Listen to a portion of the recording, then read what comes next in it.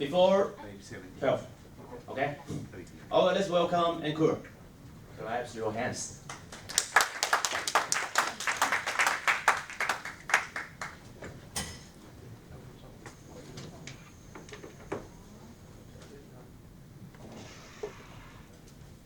Morning and ni hao to all.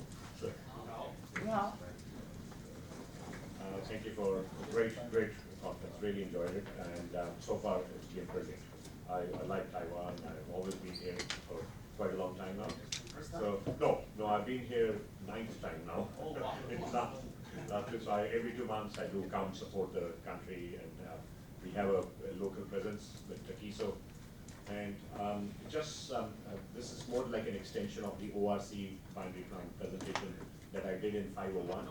So that presentation is also available to you on the network. So you please download that as well when you get time. So that's more elaborate presentation. This is conscious of time, and I know you want to finish by 12. So we would like to continue. So thank you for the opportunity. And, welcome to the TIGC presentation. So we are part of TIGC. We are a Japanese company. My management is also here. Our president Amil Bado, he's in 501 there presenting as well. So we are all together here, and my team is all here. So thank you. TIGC is a Japanese company. Basically, we have about 70+ years experience. So a little bit about us in the business. In Taiwan, we have been represented by TIGC. So the N changes by T. So it's still a group company. TIGC is also a group company of TIGC. And in Taiwan, we have been there for 38 years now. So it's a great achievement. And thank you, Taiwan, for the business also. So TIGC is spread into 3 different areas: clean energy, aircraft manufacturing, and also medical. So we do dialysis machines almost we've got a very high IP on the dialysis machines from medical side. From the aircraft side, we supply a lot of parts to Boeing and Airbus. And in the industrial segment, we do clean energy and pumps. We're about 1.5 billion, roughly about 9,000 employees across the globe. I'm in New Zealand. I'm based in Auckland, in New Zealand, so in the heart of geothermal. So as you know, all the geothermal, the main crux is in New Zealand is quite unique. We have a great country with all the geothermal resources. We fuel basically in TIGC aerospace energy, the industrial gases, the marine side, the marine sector, the transportation. So in the SpaceX is one of our customers. We do supply all the rocket fuel and help with SpaceX as well on the rocket side, on the fueling side. TIGC is divided into TIGC CEIG, so we call it Clean Energy Industry Gases. So TIGC CEIG headquarters are based in California. So we are reporting all in California, and we are manufacturing equipment also in US, and plus local in Taiwan. We have a workshop here. We also have a workshop through TIGC, of course, and then we have a workshop in Malaysia. So we've got 22 factories across the globe. We, for ORC, for our business here, for our business line here, we manufacture the turbo expanders ourselves. We also do the waste heat recovery units ourselves. We are the original designers and manufacturers of the equipment. And the great part is now we also provide the EPCM solution. So we provide a ground up. So if there's a resource, there's a lot of energy that it gets wasted, 30 to 50%. We provide the complete EPCM solution, ground up. All we need to know is where's the resource, and we'll take it over from there. So these are different areas that we work in together. Quickly, conscious of the time, I'll just quickly rush through. So we are a global company. Of course, the group headquarters are based in Tokyo. We are listed in Tokyo. However, our CEIG headquarters are based in California. So, and I report in New Zealand. Our core team, which is our ORC team, which is about 380 years of experience. So I added everybody's experience, so just on the slide. And we counted, we have 380 years in total. Amil Bado, he's in room 501. He's our president down here. And so we've got a lot of people within our team who are experienced on ORC, on geothermal, on turbo expander for the last 40 to 50 years. So we know what works, we know what doesn't work also. So regarding the ORC solution for waste heat recovery, we take single point responsibility. So very good point here is You give us a resource, it's not your responsibility because you are not the specialist on, as an industry, if you're running an industry or a resource, you pass on that responsibility to us. We take the ownership. We don't say, sorry, because this was not available, so this did not work. We don't do that. We take full responsibility of the package and give you a performance guarantee in writing, backed up with a performance warranty. So we do a proper job. We build our own equipment. So we don't subcontract or anything, we do our own equipment.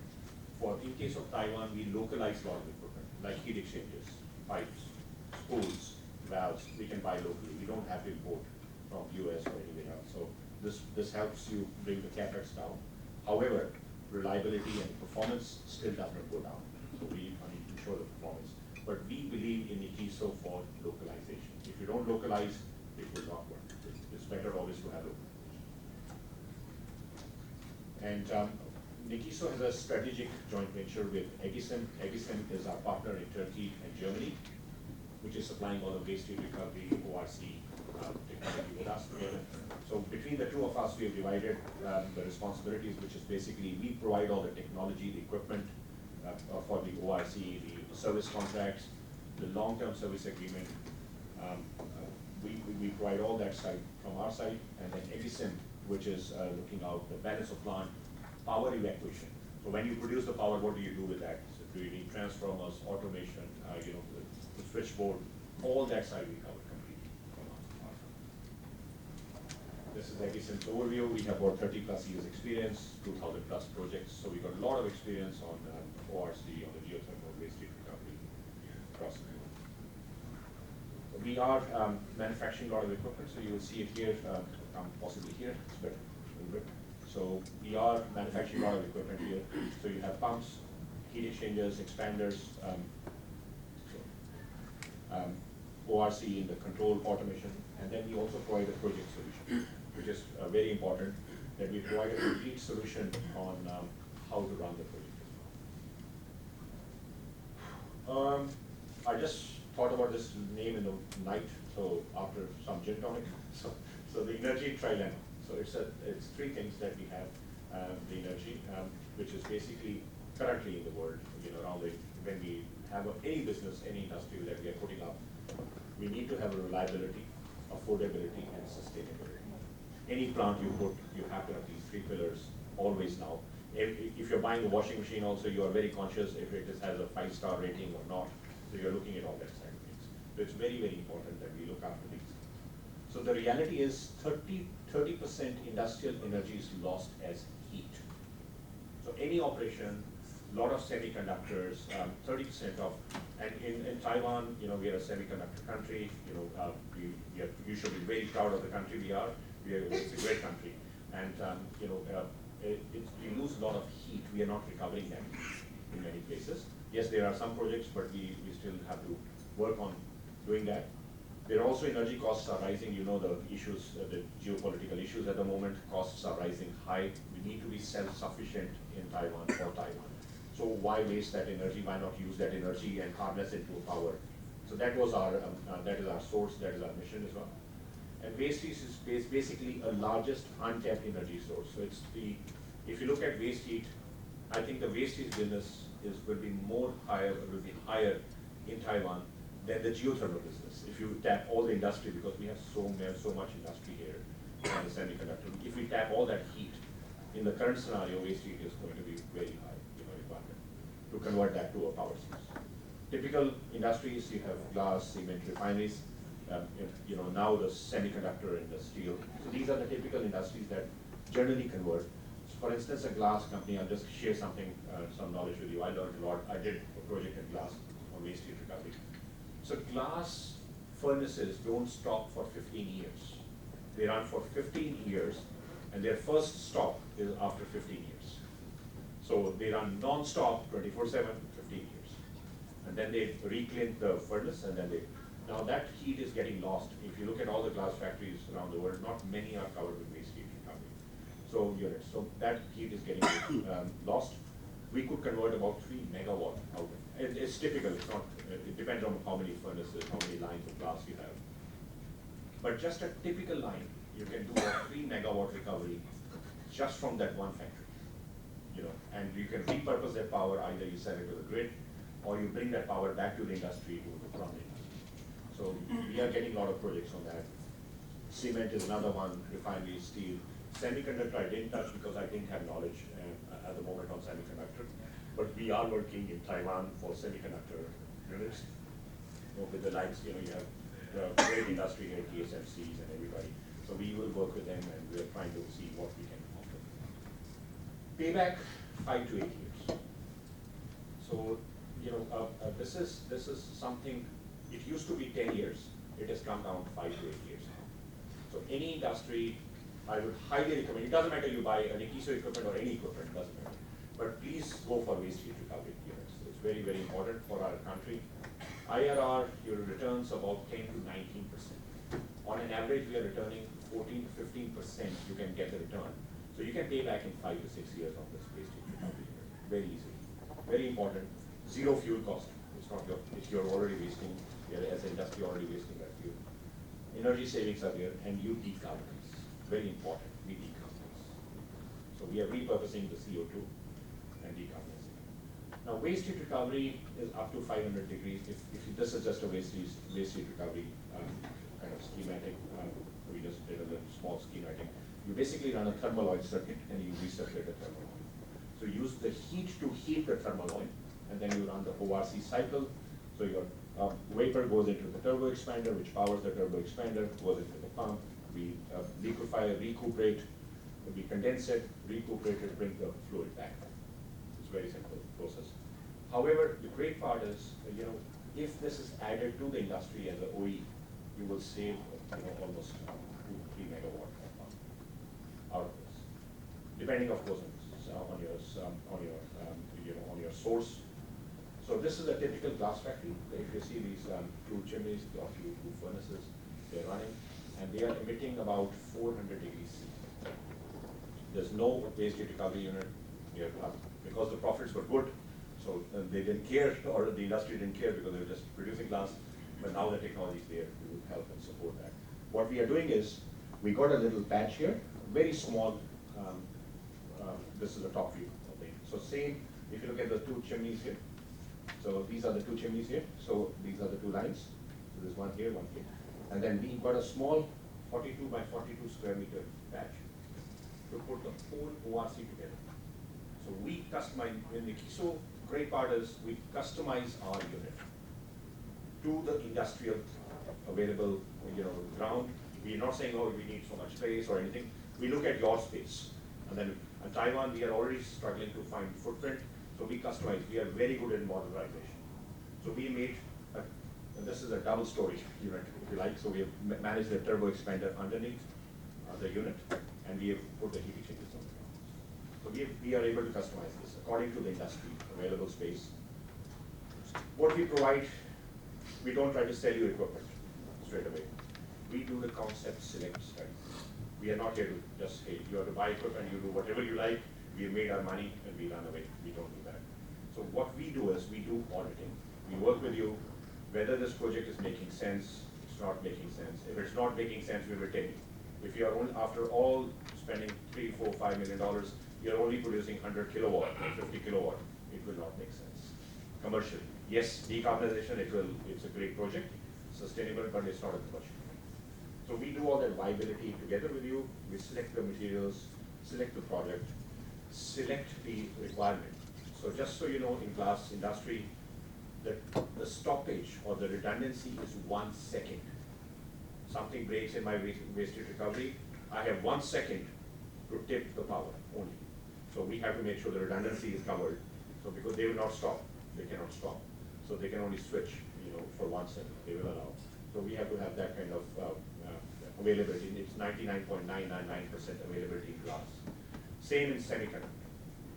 Semiconductor will not stop, TSMC will not stop if my ORC is giving them trouble.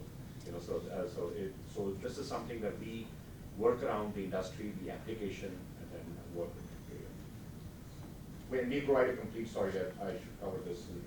We provide a complete feed study.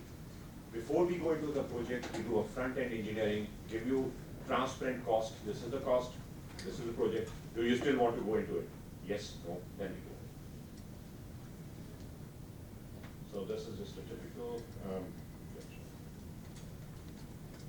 and then we do civil designs. So we don't do actual civil construction, but we provide a civil design. We work with you, where your designers are, or your contractors are, we can work with that. However, ground up here in Taiwan, we provide a complete EPC solution. So we do complete install and commissioning. Very important, we do full install with TIGC together in time. Then similarly, electrical work. So a lot of companies have ORC knowledge, but they don't have the electrical knowledge in-house. You know, what to do with the power once you've generated it. We can work, so a typical example in Indonesia, for instance, as an industry, you have to buy power from the government, or the government agency, PLN, 40% minimum, every day. So we have to work with the power regime. So what we are doing with the excess power that we produce there, we store it in the battery. So we use that power either to cool water or store it in the battery and then run the water. So we work with you on your requirements. Electrical panel, we manufacture our own panels with Siemens support. So we are doing all the, together with TIGC in Munich. So in Munich and in Turkey, we manufacture all these panels together. This is our manufacturing, complete electrical systems. This is a very nice project. So it's a unique project in the world. What we do is basically, this is in Australia. So what we do is we basically collect all the solar panels which produce electricity. And so we have excess heat that is stored in hot water forms. So we heat the water. When we have the excess heat, we heat the water. Australia is a very hot country, as you know. So we heat the water. Then we use the delta, the temperature difference between the hot and the cold, 92 to 2. We cool the water using the ORC. And that's how we run the ORC. It's a great project. So this is unique, something unique. Not many people could do it. We provided the complete EPC solution, including the install and the commissioning, and it's running. The project is confirmed. Type of turbo expanders, I'll briefly touch. I did that in the 501 room as well, but I'll just briefly touch. You have axial inflow, axial outflow. Right? So generally the expanders are like this, or you have the radial outflow turbine. In our case, we do the radial inflow. So our fluid enters 90 degree, basically 90 degree, and then we run an axial outflow. What that means is it gives you a range. We are not fixed on a design point. Where you fix a design point here, then you say, no, we are fixed on the design point, we'll give it a fixed output. We are not a fixed input, fixed output unit. We are a radial inflow, so we can take a variation. So if your site conditions change, temperature changes tomorrow, some flow changes, your one furnace has gone down, one boiler is running, or one furnace is running, we could taper that. We could bring that with automation only. We're running with the software. So it's a great unit that we have. So variable guided vanes, these vanes basically control the flow automatically. So there's no controlling or throttling, external throttling of the pressure. We control through the vanes. Turbo expanders, we are manufacturing from 100 kilowatt. So no size is small or big, just so it's very important. We are doing from 100 kilowatt to 25 megawatt, one unit. Single unit, single shaft. So it's a great machine. It's built on a gearbox, and we are just building it on from 100 kilowatt to 25 megawatt, one unit. We have service centers, including TIGC. So here in Taiwan, we are serviced by TIGC for the last 38 years. We are here, we are local. This is just a modernization. So what we are doing is once we work with a client or any industry client, we modernize the package according to their requirement.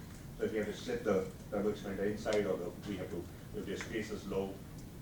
Taiwan, even the geothermal, we've got certain projects that we are working on. The space is very less, so we are trying to modernize that. And fortunately, we have that knowledge. We know what to do there, so we can make the skids like that. We are very skid oriented. So the idea is when we send you the equipment, you have less installation problems. You just connect, and you're gone. You're done. You don't do the interconnecting piping and all that stuff. It's all our responsibility.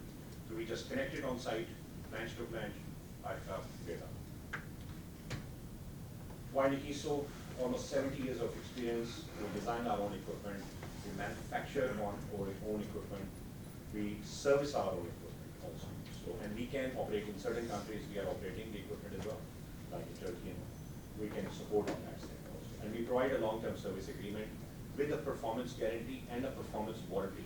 So if you sign a, let's say, a service agreement with us, you get a warranty for 5 years, not like we just provide your service at a fixed price or something. We actually give you a warranty for the equipment. Thank you.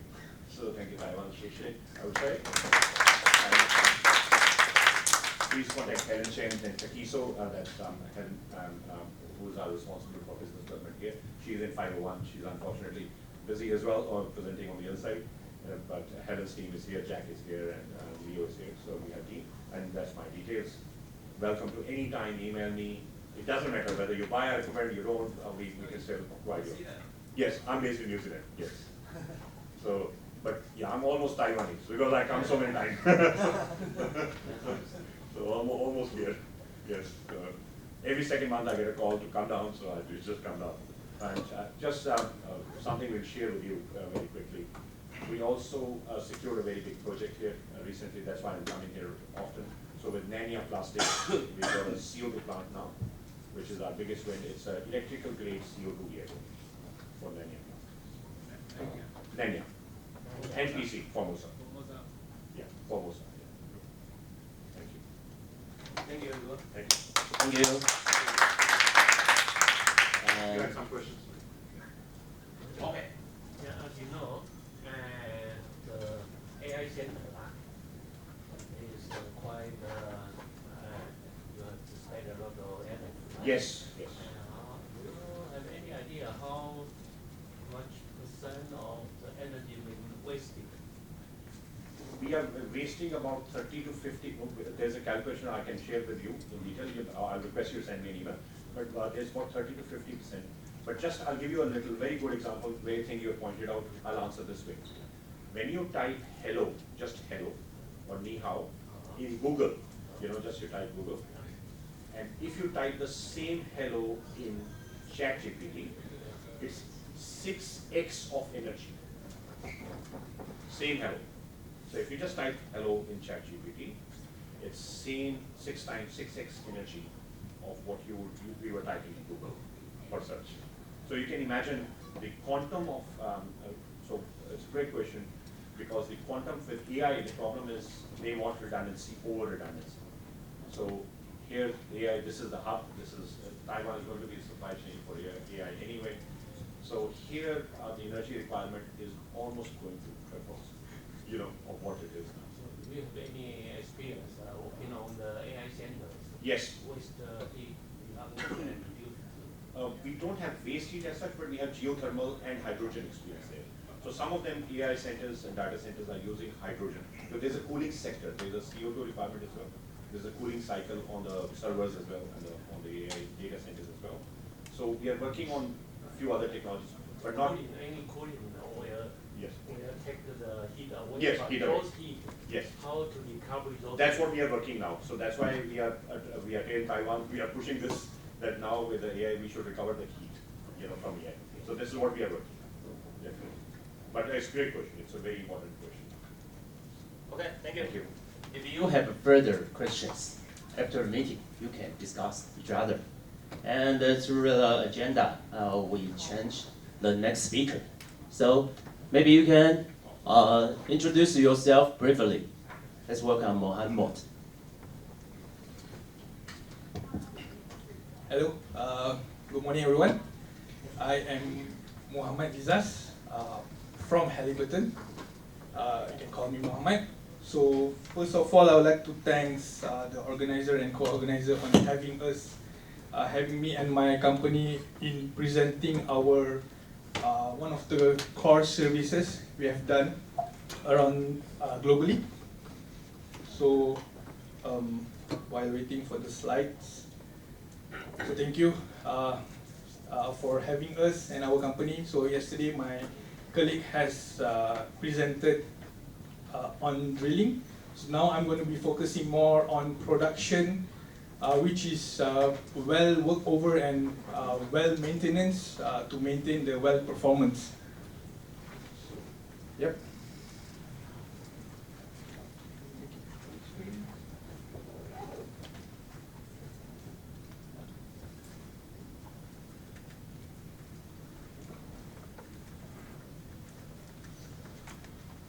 By the way, this is my first time to Taiwan. It's a very wonderful country, and since I'm a Muslim and it's quite nice here, they are also Muslim friendly. It's very nice here. Thank you for having me here. Yeah, it's a PDF.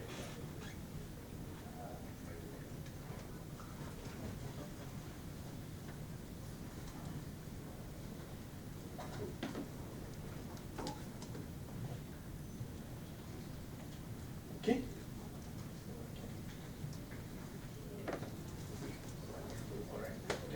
I'll manage. Alright.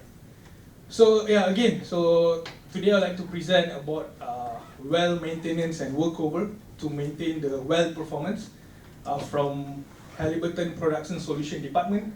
So a little bit brief on what is production solution. So as you can see in Halliburton, we have two main core department. The first one is the drilling and evaluation department, where we provide drill bit services, drilling fluid, landmarks, software. And the second department is the completion and production department.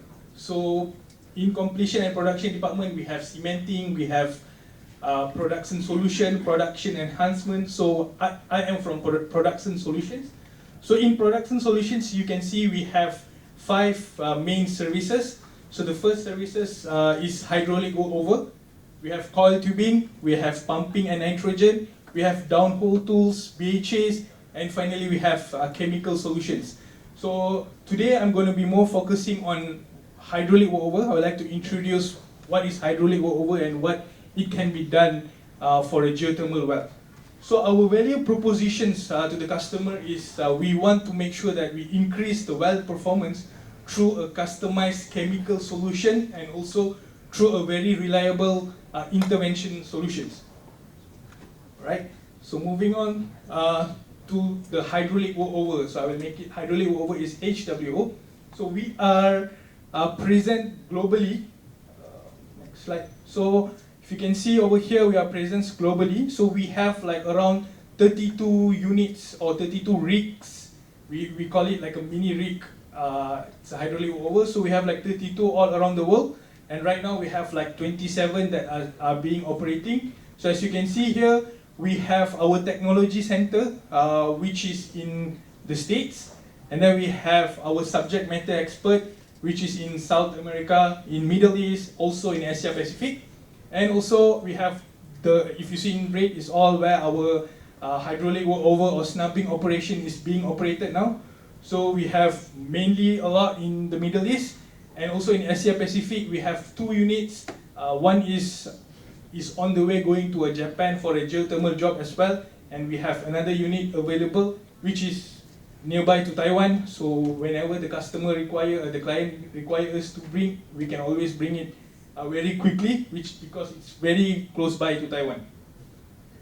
Alright, so just a little bit on the production decline in geothermal wells. So as you guys know, even in the conventional oil and gas, we know that after a certain time there will be a production decline.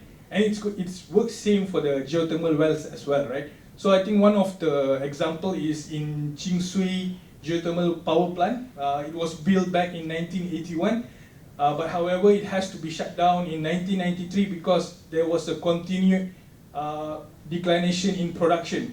So the reason of this, the study says that the reason of this decline because of carbonate and silica present in the well, which is scale, right? So yesterday, I think Dr. Bill has also mentioned some of the wells in Taiwan is facing issues on scale where they see silica or carbonate inside the well. So why there is a production decline? There are 2 main factors of the production decline. The first one is related to a reservoir. So related to reservoir is basically because of the pressure depletion, a thermal breakthrough, a very reduced permeability, recharge reduction and also scales inside the reservoir itself. But the second factor is due to a well bore, there is a scale presence inside the well bore. There is a near well bore damage, well mechanical problem. So well mechanical problem is basically you have packer integrity issues, or if your completions or completion jewelries is having issues, so that is well related, and well bore cooling issues. So today I will be more focusing on well related issues, where how Halliburton can help the customer to solve the issues on well related, such as the well mechanical problem or scaling issues. Alright, so I'd like to address the scaling. What are the prevention and the remedial action that is required for the scaling? So the first is, what we have is a scale inhibitor chemical program. So production solution, which is my department PS, we can deploy phosphonate and polymer based scale inhibitors, so which are designed to prevent the scale nucleus and the crystal growth inside the well.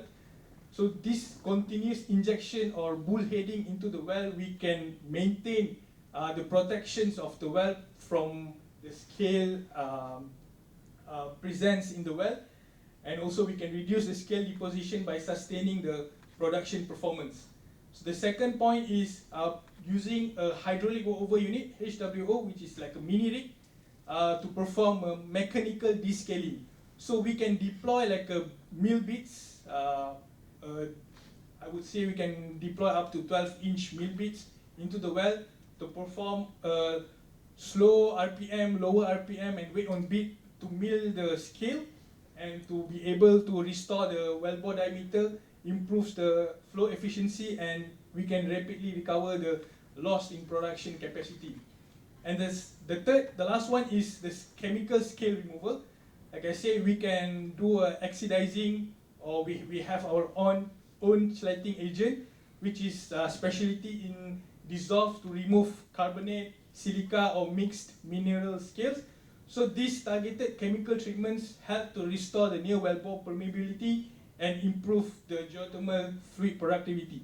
So over here, I want to highlight here is that I know we always pump the chemicals from the surface, but with our team, with our department, we have hydraulic workover or coil tubing, where we can access. It will be a conveyance to the target zone where you want to pump those chemicals. So if you want to pump at 1,000 meters or 2,000 meters in the hole, we can run our hydraulic workover, which we will run the drill pipes or work string into the target zone, or a coil tubing to the target zone, and we can pump all those chemicals for us to get a more efficient scale removal plan. Alright, so focusing on HWO, hydraulic workover. So if you can see on the right side, that is how a hydraulic workover looks like. So it's like a mini rig, I would say. So why HWO unit? So as you can see, we can perform the intervention without needing to mobilize the conventional workover rig or a drilling rig. So as you can see, the footprint is small, so we can bring to wherever we want, wherever location we want. I mean, as yesterday I've heard a lot of saying about the struggle of bringing such a huge equipment to a Tehran mountain space, right? But with hydraulic workover, I would say, in my mind, I have like the longest structure that we have to bring is like 10 meters long, which can be done with a 40-foot truck. And the tallest, I would say, is like just 5 meters tall, compared to a drilling rig where it has like 50 meters, and you may need to bring very huge equipment to the location, right? So HWO, we have our unit is a high temperature capability, so we can operate in up to 350 Fahrenheit geothermal conditions, where our structure, our BOP, our PCEs will be rated to a high temperature, and it can handle a very superheated fluid and also steam safely. So we will make sure all our elastomers, our rubbers are rated to whatever of the well condition that you have on your site. So next, on the descaling operation, so like I mentioned, on the descaling we have two types. The first is the mechanical type, where we will run the mill bit open hole nozzle drill bits to the target zone to mill the scale, or we can reach to the target zone to pump some chemicals, some scale inhibitors or scale descaling agent. And lastly, why HWO? It's because it's cost effective and the time advantage. So from our study, we have concluded that HWO operations will require like 50 to 70% lower cost compared to a conventional drilling rig or conventional workover rig. So it also requires less intervention days compared to a conventional rig. So I would say to rig up this one structure on the well itself, it will only take us 2 to 3 days. Compared to a drilling rig, it may take up to 1 week, I would believe. But with a HWO, we can do it in 2 to 3 days. But this is excluding all the support equipment such as the generators, the compressors, or the mud pump, the fluid system. So including that, we can conclude all the rig up in just 4 to 5 days compared to a conventional workover rig or drilling rig. Okay, so as you can see, this is our HWO where we will rig up. We have rig up on the platform in offshore location, and also on land. We will rig up directly on the wellhead, or we have a substructure. So what our hydraulic workover have solved so far is, the first, it is flexible. It is small footprint, like I mentioned to you. The footprint, I would say, if you want to rig up on your well site, it will only require like 5 meter by 5 meter. So it is smaller compared to a drilling rig where you need a huge space to put your substructure and rig up your TDS or your derrick system. But with HWO, we can directly rig up to the wellhead, or if you say your wellhead is not suitable to take this much of load, which is like, I would say the total load will be 90 ton, then we can always bring in our substructure, which is only 5 meter by 5 meter. So it is still, you can fit all those equipment and on that small footprint of your location. And the next one is logistic efficiency. So like I said, to bring this whole structure, we will just need like 20 to 30 lift. So we can complete it in just 5 trucks, 4 trips, or 6 trips maximum, right? But this is excluding all the support equipment like the mud system, the pumps, the fluid, the generators. But just the structure, we can just do it in just 5 to 6 trucks. So the next one is this HWO is suit the application requirement. So whatever the customer is going to put on the table, the problem statement, like you say, I need to mill the scale, or I need to remove my completion out of the hole, we can always study together and see what would be the most suitable unit, which I will show on my next slide, what are the type of unit that we have. And also we have a high torque and higher pulling capacity, where our HWO, we can do up to 460 pound of pulling capacity. So in certain cases, we may need more lower capacity to pull the completion, or even to mill, we have a higher torque, which is about 25 foot-pound. So we can always achieve to mill the scale at least by 1 to, actually it's very less, 1 to 5 pound weight on beat with a slower RPM. And another advantage of having us or HWO is we are able to do operate in a live well capabilities. So live well capabilities is we can intervene in an underbalanced situation or condition where we no need to kill the well. We can run in hold the drill pipe or the work string into the well without having to kill the well. So if we don't kill the well, we are not going to damage the reservoir. So we can intervene with our drill pipes, and we have our special BOPs, which is triple BOPs, for us to go into the well without having to kill the well. So this could also save the client in save time. I mean, we no need to do a pre-job just to kill the well. We can straight away rig up our unit and straight away perform the intervention. Okay, so like I mentioned, these are the units that we have. So just now I mentioned we have like 32 units all around the world. So our unit is classified from 120K to 460K. So this 120K to 460K is the pooling capacity of each of the unit.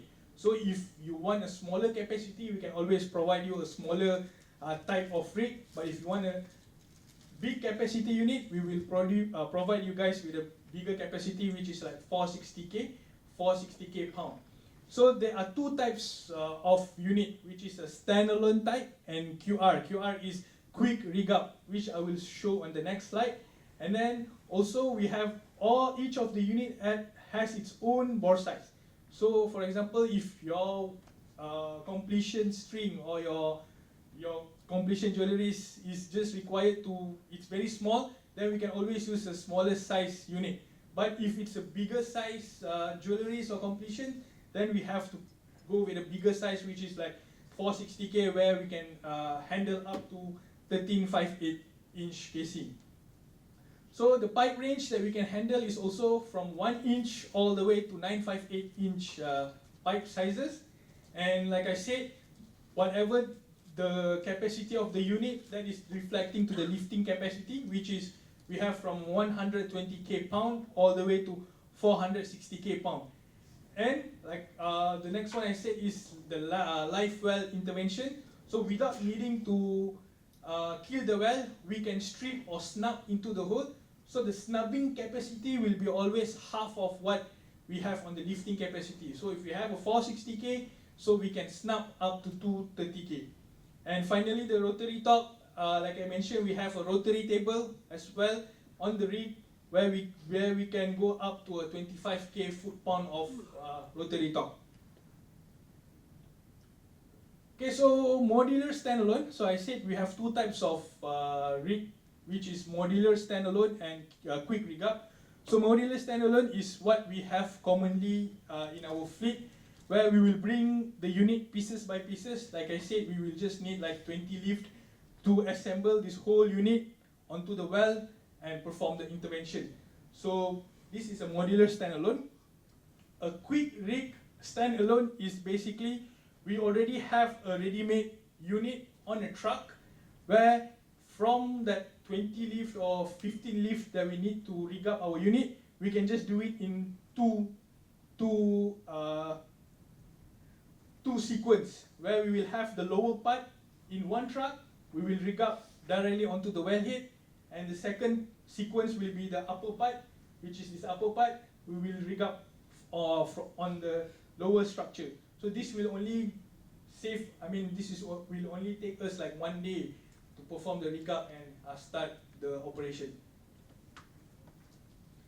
So this will be my last slide. So I would like to talk about a case study where we have done a P&A on a geothermal well with our customer in Japan. So as you know, with the production decline and some of the well we have to abandon and we have to plug as per the regulations and requirement, right? So this is what one of our customer in Japan has come to us. So they already have a well that they have plugged, but they only have a surface plug, which is not as per the regulatory of Japan. So initially they wanted to re-intervene this well and produce this well. However, the subsurface team realized that this well is no more economical. So therefore they wanted us to come in and perform a P&A onto this well. So what are the challenges is, first, it's a geothermal well. So it's a high temperature, so we must make sure all our surface equipment, our unit, our BOP, our elastomers are all highly rated to high temperature rating condition. And then since they already have a plug, so we have to perform a shallow milling.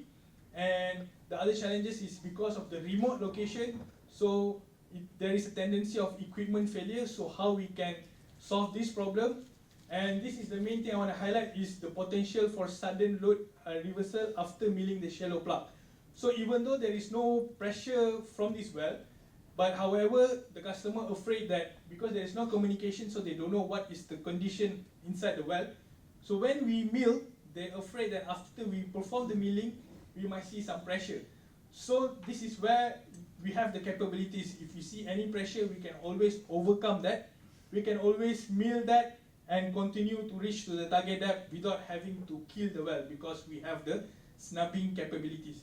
So that is what one of the solutions we have provided on that. And also, they have a limitation weight on their wellhead. So like I said, they cannot put a 90-ton structure on their wellhead. So we also provided a solution. So what we have provided is basically, we have a substructure which is 5 meter by 5 meter, and on the substructure we have a tension table.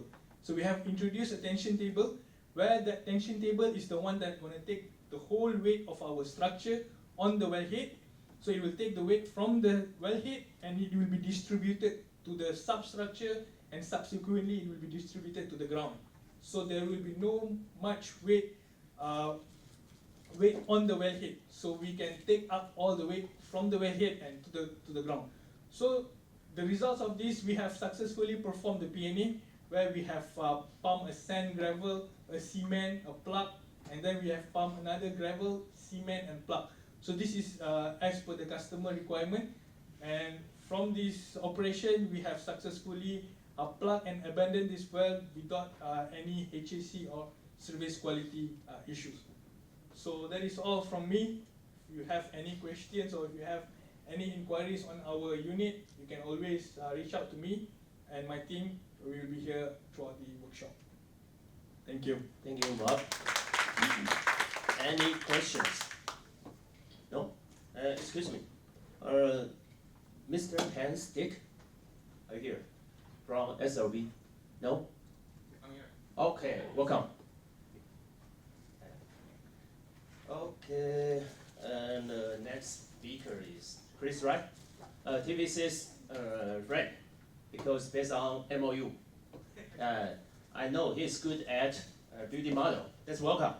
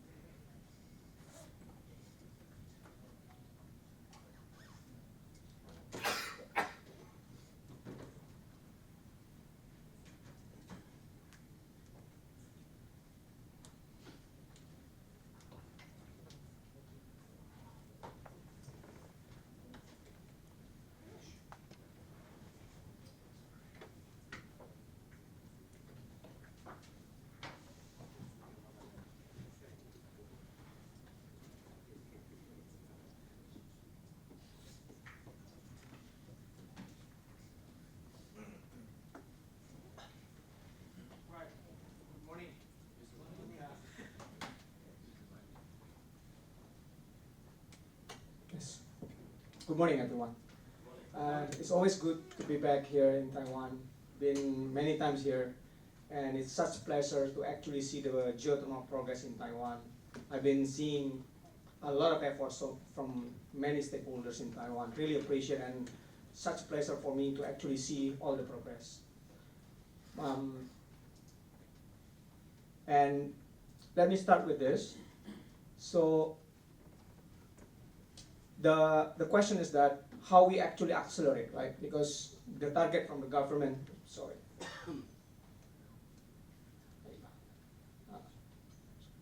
So the target from the government of Taiwan is that Taiwan would like to achieve around 1.2 gigawatt by 2030, correct me if I'm wrong. And I received this kind of update from several publications before this presentation, and I noticed that there are several operating geothermal projects right now in Taiwan. And I also noticed from the existing operation is that there are several recurring challenges, right?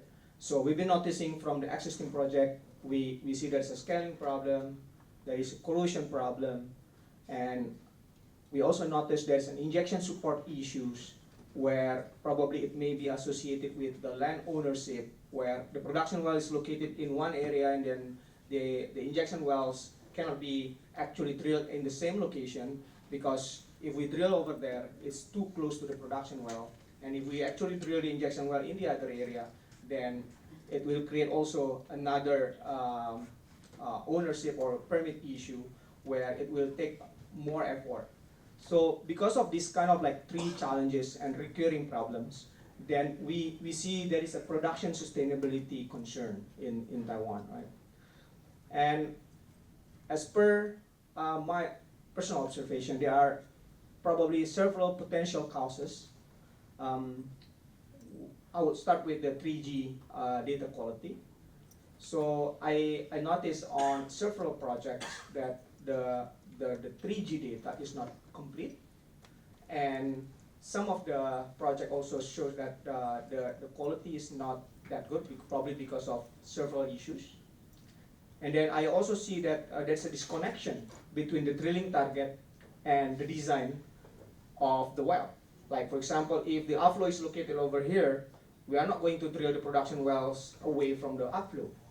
Or in the case of EGS, for example, we don't want to drill an EGS well in the area where we don't have any cap rock, because if we don't have any cap rock, the heat will be losing up to the surface ground, and we are not going to actually extract any heat from the rocks, right?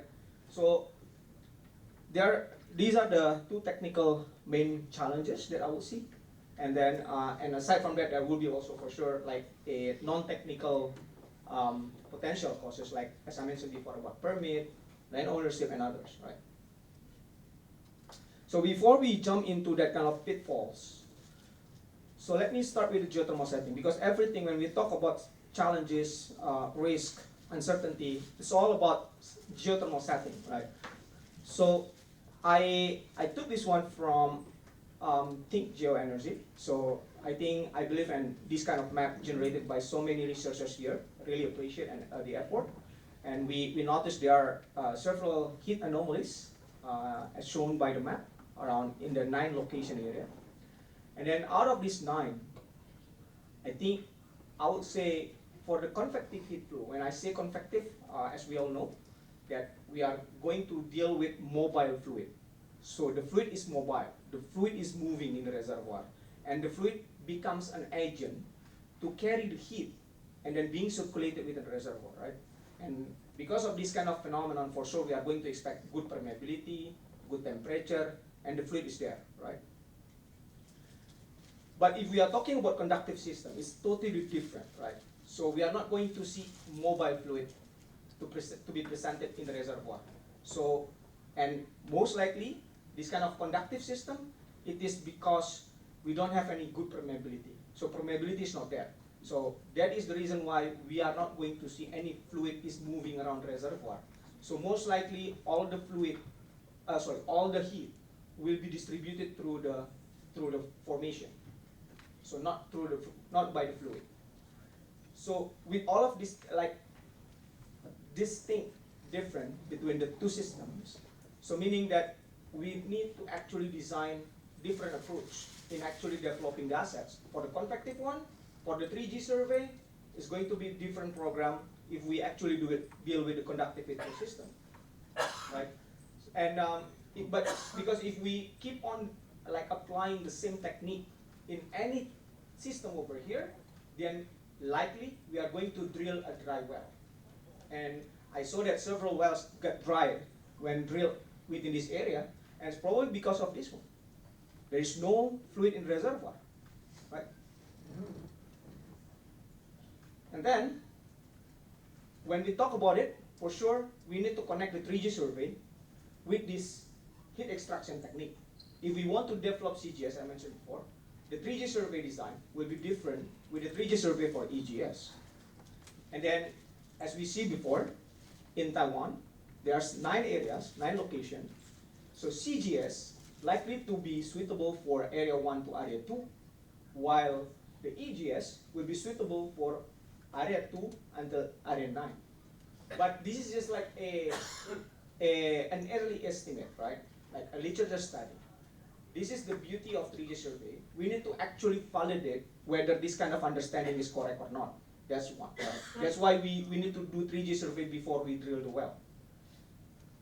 And in this case, I also would like to bring up that CGS is very mature technique. So in order for us to be able to support the government goals, then we need to actually also put this one as a priority, because this technique been a while, and most of the existing operating geothermal fields around the world is actually CGS. In the case of EGS is good because most of like 80% of geothermal resource in Taiwan is hot right after EGS, but this is something that we need to be careful. The EGS, there's no EGS operation more than 5 years in this world. Why? Because if we are talking about geothermal operation, we are talking about sustainability. We are not going to talk about like we drill well, we produce, and the well die, right? We are talking about like long-term operation. So when we talk about long-term operation, the EGS need to be tested until long-term period of time and see how the EGS perform. Right now, the only success stories from Fairfield in the US, and Fairfield has not come into the condition where they already proven the sustainability of EGS more than 5 years, right? So that's why CGS will be the priority, EGS will come, right? But it doesn't mean that we need to actually stop our effort here, no, because 80% of geothermal resource in Taiwan is EGS, right? Now, let's deep dive into the pitfalls. The pitfall number one is the corrosive fluid. And we've been seeing this kind of phenomenon and challenges in TVG, right? So, how it happens, right? So, we know that it's kind of like typical phenomenon when we deal with a volcanic hydrothermal system. So, when we have a volcanic hydrothermal system, there will be like intrusive body down there, somewhere down there. And then when the intrusive body actually intrude to the cellular level, for sure it got exposed to the lower pressure, and there will be the gassing process where some gases from the magmatic body will be released. And this kind of gases is very acidic, right?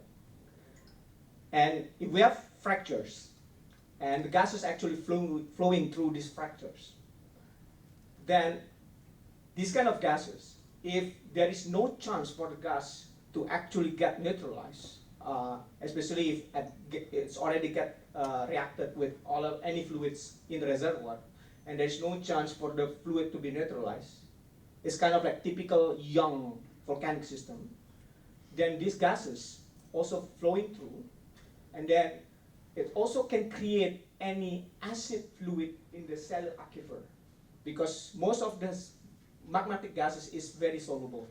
So the solubility of these gases now will create low pH fluid in the aquifer. So this is something. So when we deal with like Tatun, we have to actually appreciate this kind of phenomenon. When we drill a well, we don't want this fluid in the cellular aquifer being produced. I noticed several wells in TVG is shallow well, and the wells actually produce from here. Because if we produce from the shallow aquifer, definitely it's going to be acidic. That's one. So let's say we don't want to produce from here. This is something that we need to also be careful when we drill the well. So we need to make sure the cement is actually corrosive resistant. So when we drill well, we need to make sure when we pump cement, we use the corrosive resistant cement, because if we don't use the corrosive resistant cement by any time, like 5 years, 8 years, depends on how corrosive the fluid is, then it can actually damage the cement and then create problem to our well. And the next one that I would like to highlight is the top of reservoir. This is very critical. And how we identify the top of reservoir? We actually identify it from geophysical data, from the low resistivity anomaly. We need to appreciate this one, and we need to set the last cemented casing to below this one, not above. Because if we set above, then this fluid will enter the wellbore, will lower the productivity of the well, and contribute to the production of acid fluid in the well. So that's why it's important we need to identify, because it is something that we can identify since exploration stage. So how? It's actually from surface manifestation, for example, like from steam features. If there is any indication, because this is only like some examples, there are a lot, I think I would refer to any presentation from Thermochem. I think I noticed that there are a lot of good presentations from Thermochem where they actually describe the details, how to identify the acid fluid since exploration stage, right? We need to actually be able to identify this. So when we designed the 3G program, we need to ask the 3G team, the geochemistry team, to collect all of these kind of species.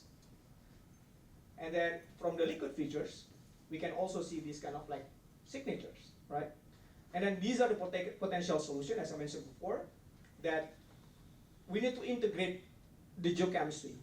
Any conclusion from any discipline cannot stand alone, because the art of exploration is that we need to actually integrate the geochemistry with the other disciplines, because geoscience is not like engineering, right? Engineering 2 + 2 is equals 4, but in science, 2 + 2, the answer will be like in between 3 or 5, right? So because of this kind of uncertainty, right, science is different with engineering. So that's why we need to integrate the geochemistry with the geology and geophysics. So if we find this kind of like anomaly, we need to validate this finding with the other disciplines, right? And then drill the well in an area where there is less magmatic signatures. That's why we need to ask the 3G team to collect these data. And then let's say we have a map, and then we have hot spring here, we have fumaroles here, we have hot spring there. So once we are able to actually collect all of the species from all of the features, then we will be able to tell where is the area where it has less magmatic signatures. So that is the area that we are going to drill. We are not going to drill in the area where there is fumaroles that shows very anomalous NCG, HCl, HF, and others, right? Because definitely we are going to produce acid fluid. We have to stay away from that kind of anomaly, right?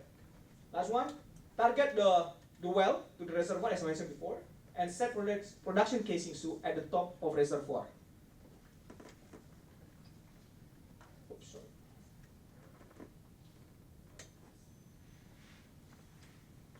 Next pitfall is low permeability. So in the low permeability case, this is something that we probably will deal with the area 2 until area 9 if we refer to the previous map. So in the area 2 and area 9, so we are not going to expect a lot of like distributed fractures within the depth. So any heat that being transformed up to the cellular level will be transported to the through the rocks, through the formation. So this kind of typical risk is actually a very common phenomenon for non-volcanic system, and any geothermal area that is located close to the peripheral or the edge of the reservoir of the volcanic hydrothermal system. Now, how we identify it? Typically, if we deal with this kind of pitfall at the surface level, we are going to see the absence of surface thermal features. We are not going to see like a bunch of fumaroles, a bunch of springs, right? And if there is any, then likely this is something that I've been seeing around this region, not only in Taiwan, but other countries. If we are dealing with this system, likely the only features that we are going to get is bicarbonate spring. But this is something that we also need to check, because the bicarbonate spring here compared to the volcanic hydrothermal system will be different in terms of concentration, right? And then and we also going to observe that there is lack of hydrothermal alteration within the area, because there is no fluid coming up and create any alteration over here, right? And then the practical solution for that is that conduct a fit proposed geology, geochemistry, and geophysics. As I mentioned before, the 3G program for here is different with the one, like for example, the first pitfall, right? And then develop with EGS technique, because there's no way we are going to produce anything from this reservoir because there's no fluid. So instead of CGS, directly design it for EGS, right?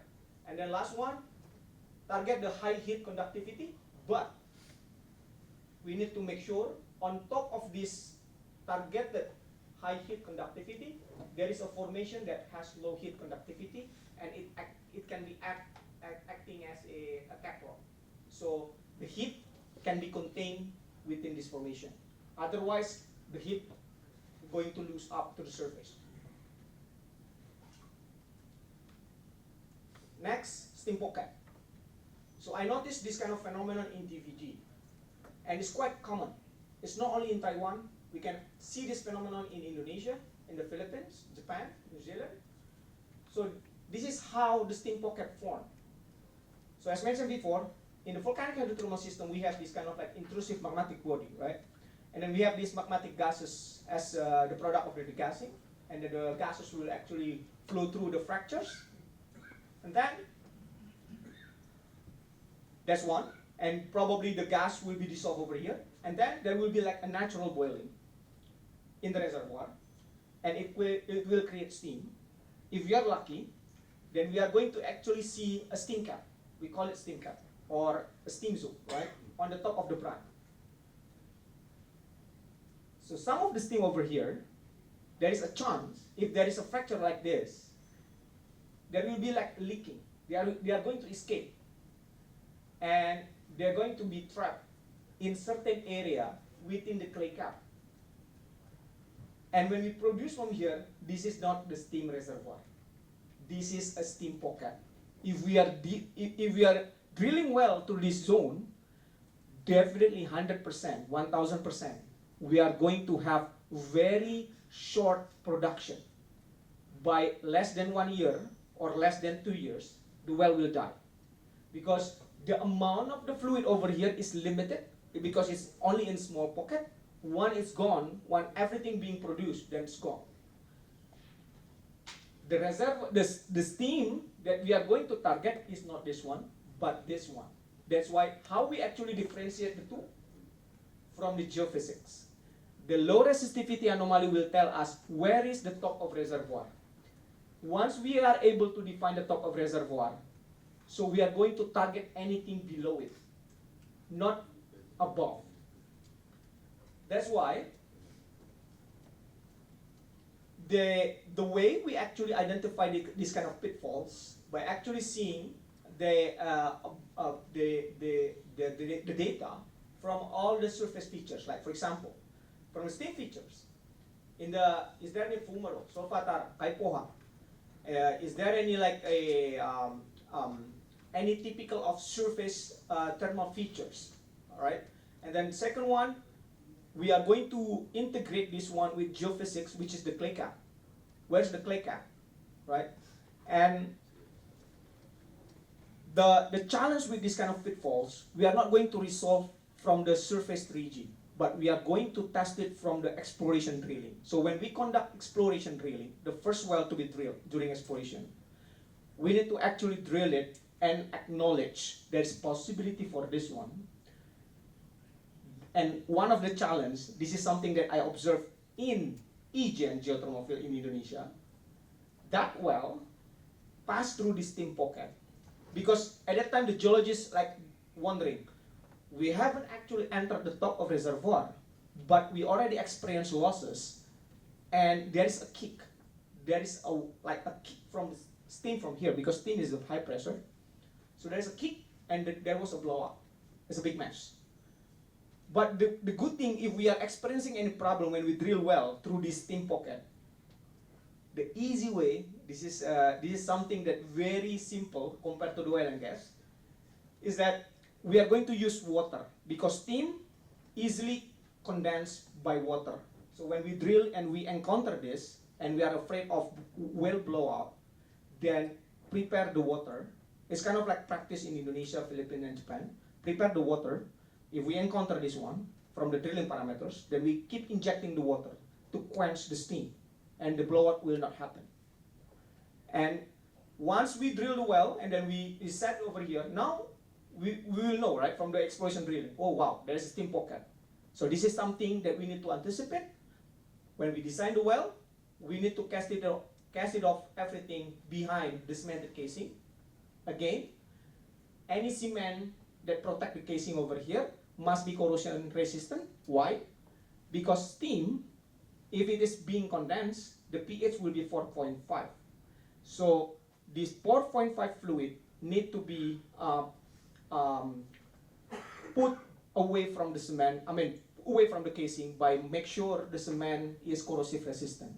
And then put the production casing over here, and then we are going to produce from here, right? Last one. Sorry. Yeah, scaling. So if you are talking about scaling, there will be two different cases. One case, if you are dealing with scaling, that probably caused by any fluid that already oversaturated in the reservoir. Like if you are going to Turkey, in Turkey, the reservoir rock is actually sedimentary rocks and really rich in calcite minerals. So we are going to actually expect that the fluid that being produced will have calcite scaling problem, right? But if we are talking about any system in Taiwan, this is something that I would like to highlight. So that's why it's very important to identify the top of reservoir and never produce any fluid from the shallow aquifer. I got a chance to see one of the wells in the area of Yilan, or in the southern part. So where the wells actually produce from here. So in terms of productivity, we can actually be happy because the well flows, right? But the problem with this aquifer is very enriched in bicarbonate. And it's kind of typical in low permeability system or any system that went for the non-volcanic system. So that's why when we drill well, if we are dealing with system that is not volcanic hydrothermal, then we need to actually stay away from this, not producing from this. Because if we produce from this, definitely scaling will be the challenge, right?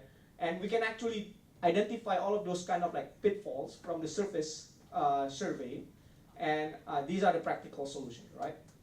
So because I only have 3 minutes, I'll be quick, and that's why I would like to bring up the importance in conducting 3G survey during the exploration, because the expectation is that once we conduct the 3G survey, we hope to lower the risk to this level. So when we drill any exploration well at this stage, we are going to actually drill a successful well, not a failure well.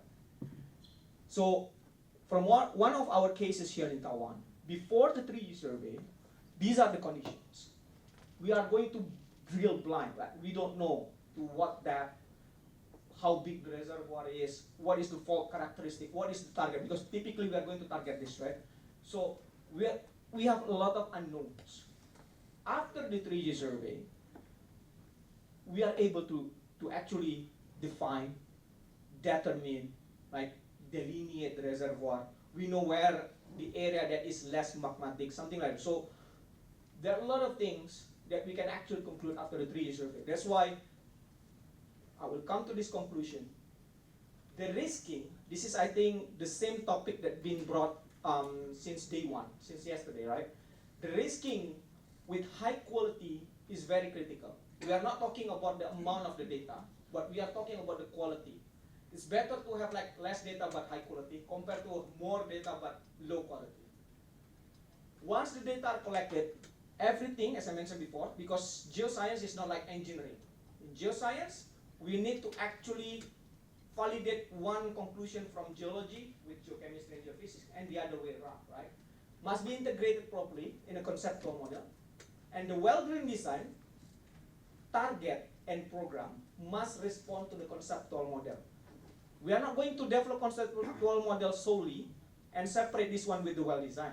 But the well design must respond to the conceptual model that generated from this one, 3D survey. And then once the well drilling is executed, we are going to collect more data, like doing the logging survey, doing the downhole temperature survey, everything. Because the risking is not like a one-time effort. The risking is continuous effort until the end of the project. And my last summary is that do not drill any well without strong technical basis, because if we do that, then likely we are going to fail our well. I think that will be all from myself. Yeah, thank you so much. Any questions? Okay, thank you, Chris. And let's welcome Hans. My crew just felt a little nervous because we cannot find you, and then you appeared. Thank you. Welcome. Thank you.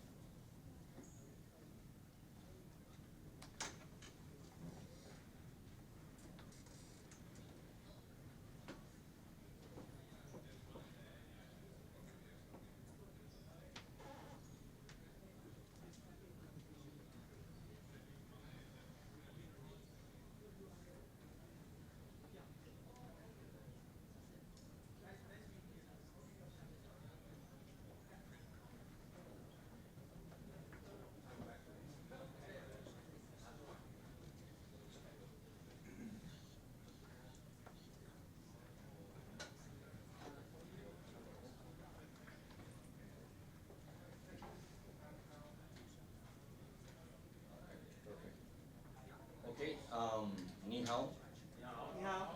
My name is Hans Dick. I'm the business development manager for SLB based in Malaysia, just for having some good central point to cover Asia. So I'm responsible for Asia for SLB. So, so before I start, the name of my presentation is Breaking Barriers and Leading the way in subsurface integration. And I think I want to start with some opening remarks, which is kind of my own observations. Taiwan is not facing an energy transition challenge. What Taiwan is facing is an energy acceleration challenge. The need is clear. Energy must be secure, reliable, and lower carbon at the same time. This is what a lot of people refer as the energy trilemma, right? And this is where geothermal becomes critical. Because geothermal is not intermittent, it's not imported, and it's not theoretical. It's proven in other geographies. It is baseload, domestic, and it's available right here in Taiwan. So I think that's a bit leads a bit to the question, what if geothermal has been known for decades, why it has not scaled? The answer is not resource availability, it is uncertainty, complexity, and economics. This is nothing new. So as we look into the geothermal project life cycle, the highest risks are at the early stages. While most of the capital, and we'll see later in our presentation, is actually committed in the development phase. So there is this mismatch slows decisions and delays investment and limits scale. So can Taiwan develop geothermal? The question is, that shouldn't be the question. The question should be, how do we accelerate it? Confidently, economically, and at scale. So at SLB, we believe acceleration requires a fundamental shift from fragmented activities to integrated execution, from isolated data to connected subsurface to surface understanding, and from trial and error development to predictive technology-enabled decision-making. And this is exactly what we have built. So, with no further ado, let me start. Just before, I would like to share here that SLB has been part of Taiwan's energy journey since 1936. So this year, we're celebrating 100 years of foundation from 1926, and actually already in 1936, we did our first lock in Taiwan. We managed to find it. So we're very proud of this, and we would like to bring that same level of commitment from 90 years ago, combined with new technology and new ways of working to help accelerate geothermal development in Taiwan. Because ultimately, geothermal is more than an energy source. It is Taiwan's opportunity to build a new, resilient, and domestically anchored energy system. Today, I would like to share how we can make that happen together. So, this is what we have built for geothermal as our global offering for geothermal solutions. As shown in this presentation, we combine deep domain expertise to assess and de-risk resources. Then we have advanced drilling and subsurface technologies to unlock performance. And we also offer integrated project solutions to move from exploration to operations seamlessly. And this matters especially for Taiwan, because Taiwan already has the key ingredients. We have a strong geothermal potential, we have clear policy ambition, and a national priority around energy security. So now is the moment to connect those elements and turn ambition into execution at scale. So our geothermal expertise starts with the foundation of Geothermics. Geothermics is a consulting company that we acquired in 2010. And I want you to highlight some of their achievements over their 52 years of existence since 1973. They've done due diligence of over half of the geothermal projects currently existing in the world, more than 8.5 gigawatts. Their consulting services have helped secure $14 billion in investment going into geothermal projects. And they have been involved in some shape or form in over 70% of those projects. So they've always been geothermal, and they continue being geothermal. And from this foundation, we built our subsurface to surface understanding to drive predictive, technology-enabled decision-making. You see, this is the full project life cycle, going from exploration all the way to operations. We know this very well. Going through feasibility, appraisal. This is obviously where you do your development wells, your power plant, and you start producing power. And if you look at, we have built those foundations of domain expertise with geothermics, with our integrated digital workflows. These are kind of our known from our digital platform, and we have leveraged what we have developed from subsurface to geothermal. Today, we probably do the majority of reservoir engineering calibration of major operators in the world with our software and with our expertise. And this brings me to, this is obviously what we do typically today. Any geothermal operator would follow in terms of starting their exploration journey, the famous 3G. We build our first conceptual model. We start acquiring additional data related to temperature, well logs. We start updating our model. We start reducing that uncertainty and start having a better validation of what we think the resource will perform over time. And here I'm showing you probably our latest workflow for geophysics. And this is about building that conceptual model from all the 3G, and actually we're expanding geophysical measurements that you can leverage for this workflow. And we obviously take into account all the, actually 3G is starting to fall short. A lot of people now are talking about 5G. But you need to take into account, for example, the mechanics. And here, very important, especially in hydrothermal systems, fracture characterization. So when I hear that we can do exploration successfully, I will challenge that. Only until we explore, we'll really confirm if we have we can hit those fractures in hydrothermal, that will actually be your mechanism to produce. You can have the temperature if you don't have fractures, and it's very tough. That's why exploration is one of the biggest bottlenecks in geothermal development.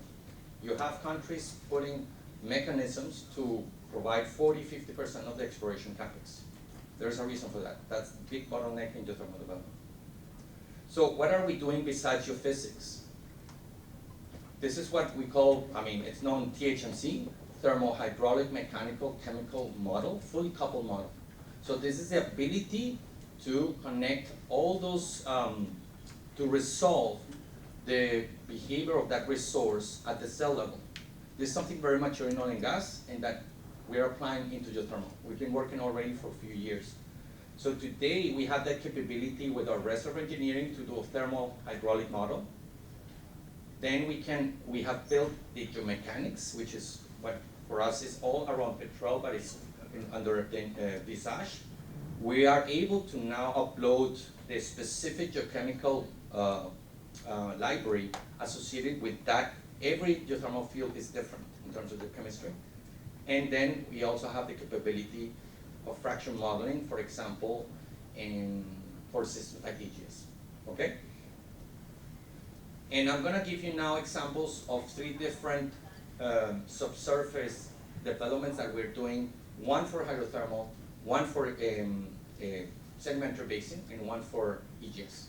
So for hydrothermal, we have developed this, this capability of enhancing the understanding in those early phases of development where you don't really know where those fractures have developed at the field level. So we start obviously with structure model building, we start into fracture data analysis, and at the end of the day what we're trying to do is maximize the chances. You know, probably one of the key metrics of any geothermal developer is what's the percentage of dry wells that they're drilling, even in development phase. If we think that we drill an exploration well, and now we have solved all the fracture characterization issues, that's not true. Even developers in development phase keep drilling, in some cases, wells that they don't hit the fractures. So how do we minimize the percentage of wells? How those fractures develop? It's a key element. This is something that we developed in Indonesia with one of our key customers. And actually, it has proven quite successful in reducing the percentage of dry wells that they are drilling. The next one is from sedimentary basin, where we looked at what would be the design for a project with not necessarily the most interesting temperature. This is medium enthalpy, 120 degrees, but we were able to model and demonstrate to the operator how they could design the placement of wells in terms of producers and injectors, what would be the separation, ideal separation, and how this reservoir would be able to perform over time. Pressure maintenance is extremely important in sedimentary basin. You're producing from matrix, not from fractures. In some cases, you need to understand if there is an element of hydrocarbon left in that water formation that you are expecting to produce from, etc. And the last one is EGS. So we've been doing quite a lot of work in EGS, a lot around fracture characterization. We have our technologies through BID has allowed for these wells to be quenched while being locked. So those wells typically, because they don't have losses, the operational window for waterline is much more at risk in the sense that the well is heating up and you cannot cool it off. You cannot be pumping cold water. So this is what locks from Forge, where we did the imaging of those well bores. They were doing a lot of work relating to the matching of those fractures with actual cores that they took, discerning what are natural fractures from drilling induced fractures.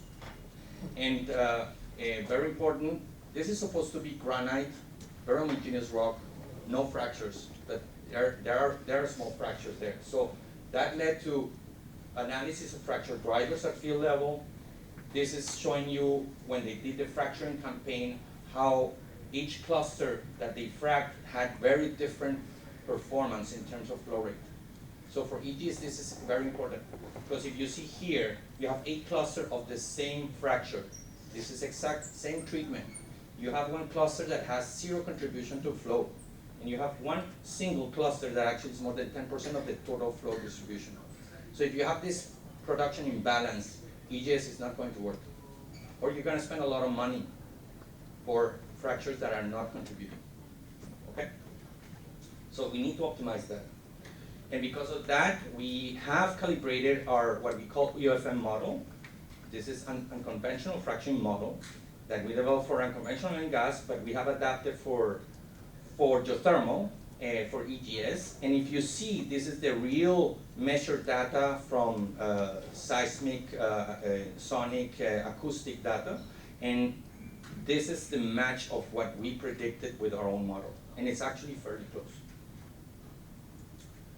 And this is helping us to help the EGS resolve the key challenges. Because we talk a lot about EGS, but I think, of course, it has shown a lot of great results in terms of initial production, generating power, but we need to sort out these key challenges. Water loss, high production, high flow imbalance, I just showed you why.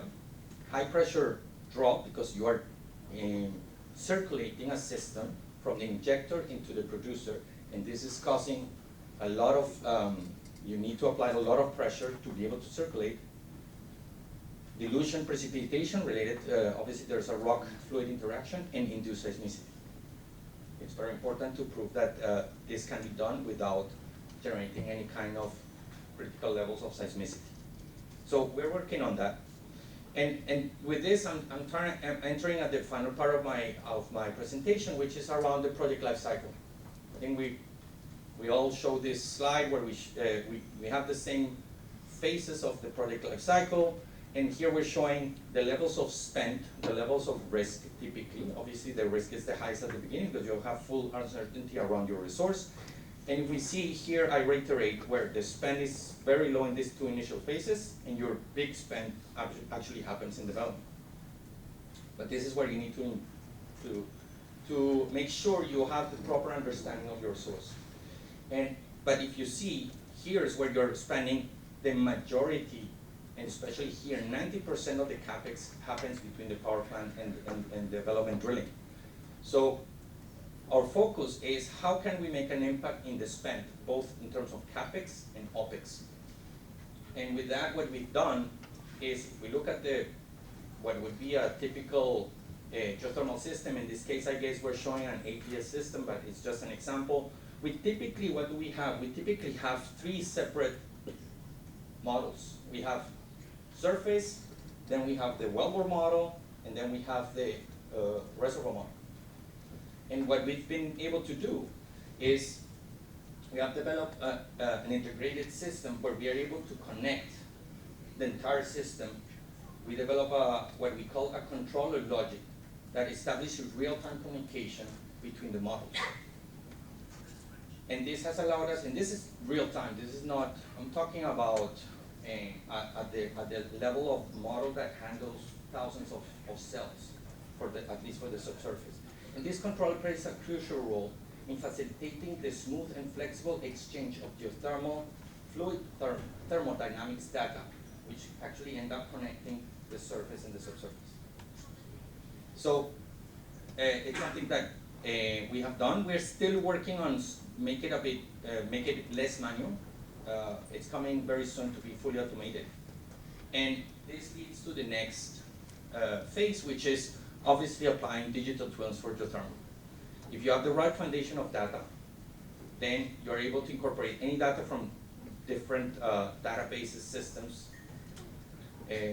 where depending on what you want to optimize, once you validate that, you can generate digital twins, predict performance, and of course, that is at the end of the day something that you need to impact your cost of operation per megawatt.